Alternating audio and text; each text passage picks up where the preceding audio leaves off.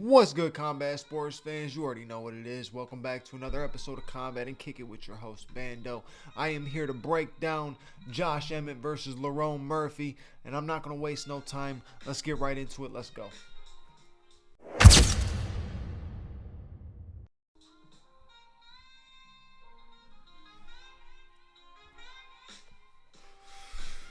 So, Josh Emmett takes on the undefeated Lerone Murphy this weekend.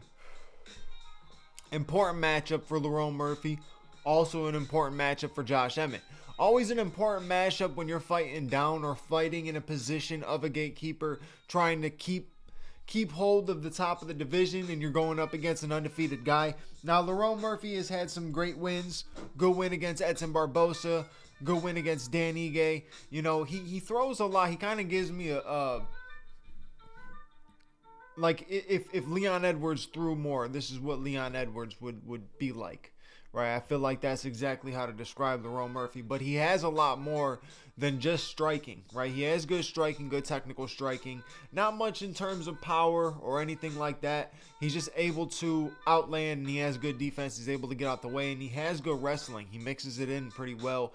I think in like 4 of his last 5 fights, he shot at least 6 to 7 takedowns per fight, 5 to 6 maybe, and landed 50% in each fight. So he's definitely going to push the wrestling a little bit, especially in a fight against a guy like Josh Emmett, because you're going to be in danger every time he throws a punch. You're going to have to mix in level changes and things like that, right? You don't want Josh to get comfortable being able to chuck that right hand or even chuck that left hand and just be able to get that position to knock you out, because you know how powerful this man is. It is dangerous power that Josh Emmett holds. I mean dangerous power Josh Emmett holds. I mean, Bryce Mitchell still has not recovered.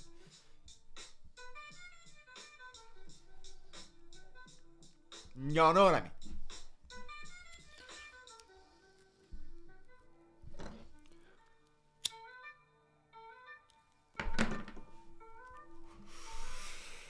Now, Lerone Murphy is a bit of a decision. He's a bit of a decision guy. A lot of decisions. Last KO, last finish was 2021. You want to know who it was? Makwan Amirkhani. That's who it was. So that was his last finish, KO. First round KO. Probably was having high hopes because at the time, Makwan Amirkhani, not going to say that anybody thought he was going to be something, but, he was training with McGregor a little bit, doing, just thought maybe, okay, this dude's got potential. Psych, that's the wrong number. You know what I mean? Like, he didn't do well. He didn't do well, right? Not too good. But that was the last time Lerone Murphy got a KO, 2021. So it's been 4 years since the last time he got a KO. Josh Emmett is not the type of guy who is simple or easy to KO. I mean, you're talking about the only dude in the UFC that took Ilia Topuria 5 rounds. Took him 5 rounds, gave him a good fight, landed some good shots, but Ilia's boxing overcame him in that fight. The thing about Josh, though, is if he is able to move around and figure you out. Another thing, too, if he could figure you out and you aren't hurting him when you land your punches, it's over with. Good night. Bye-bye. You're going to sleep. Unless you're like slick like Yair was, you're going to sleep. That man's going to tag you. He's going to catch you. And Lerone Murphy gets hit. He got hit by Edson. He got hit by pretty much everybody he's fought. People are landing shots on him. Nothing crazy. But it doesn't have to be anything crazy for Josh Emmett. Josh just has to land one clean on the chin. And it could be a wrap. And the thing about Josh is he's so low to the ground already. The way he throws combinations and comes over the top, you can't read him. You can't read him. And sometimes he'll be chucking that punch from all the way back here, right? So like he'll throw like a body shot and then all of a sudden he's coming all the way up around, almost like just throwing everything he has into it. He is looking for the knockout. Josh Emmett knows how much power he holds. And even the thing about Josh Emmett too, even if you get past round 1, round 2, round 3, he is dangerous all the way through. Josh Emmett is dangerous all the way through with those hands. Knocked out Michael Johnson in the I'm pretty sure it was in the last round, and knocked him out. A little bit short of this win against Cool. Michael Johnson so far. Yeah. Oh, and that's it.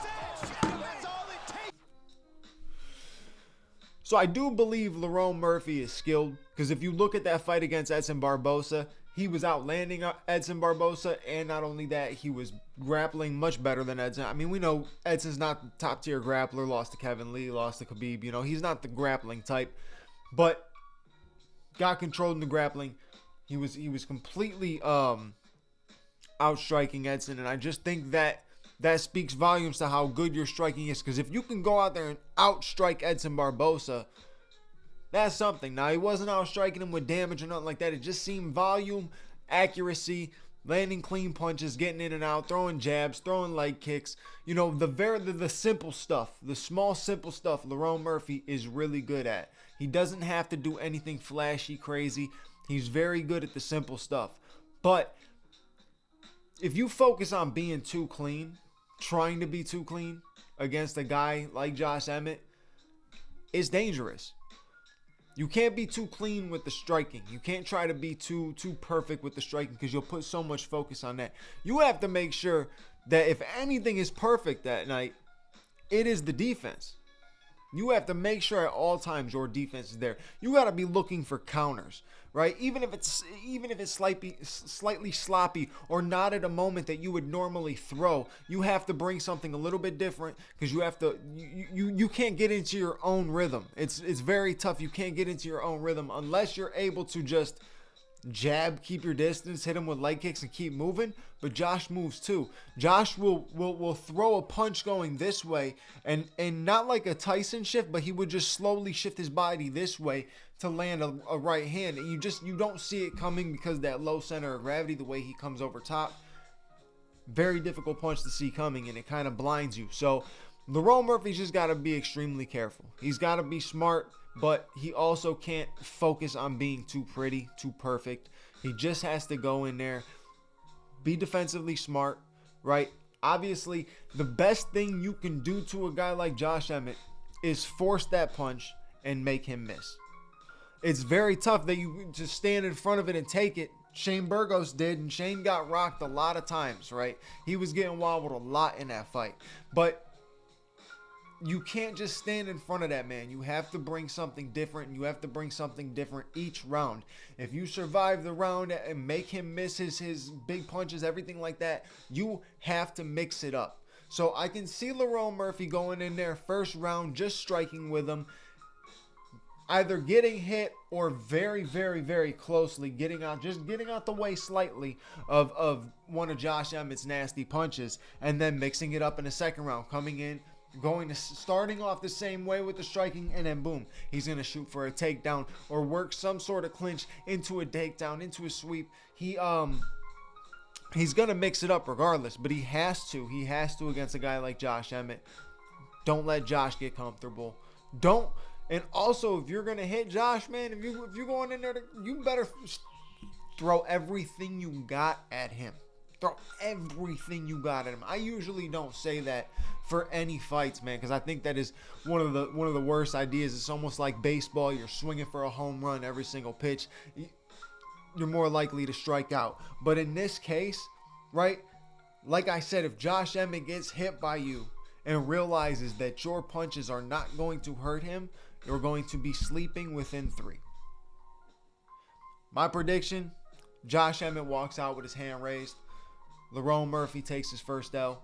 Not that I don't believe Lerone Murphy is good enough to be in the position where he's at. Like, I do see him being able to stand with the top of the division. The only thing that's crazy is he's 30-something. I think he's like 34, 35. So it's not like he's a real young prospect or anything like that. He's been in the game, but so I mean it's not a young prospect, but it's not a young prospect at the same time. That makes sense. Let's look at Lerone's wins. So he's been in the UFC since 2019. First fight was a draw. Knockout over Ricardo Ramos. Decision win over Douglas Silva de Andrade. Knockout win over Makwan Amirkhani. Decision.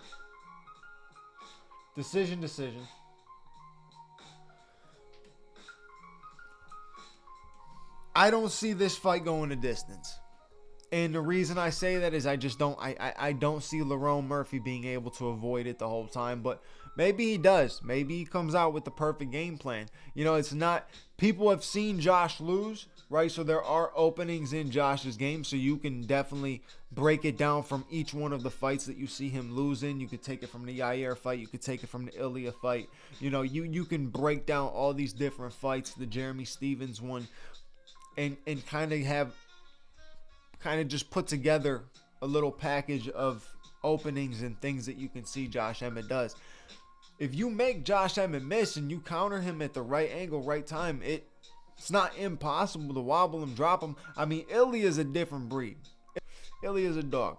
Knocked out Max, knocked out Volk, but couldn't knock out Josh Emmett. So that tells you where Josh Emmett's chin is. And Lerone Murphy's just got to bring everything he's got to this fight. And could make for a good fight because Lerone Murphy does throw a lot of volume. Not crazy amounts, but he does throw a lot of volume. He'll put up a decent amount of numbers within 3 rounds. But this is a 5-round main event against one of the hardest hitters in the game. It's going to be a tough one. But I'm rocking with Josh Emmett in this one. So that's it for this episode. You know what to do. Like, comment, subscribe. Hit the bell notification button so you know when the next episode is out. And I'll catch you on the next episode. Your boy Bando's out.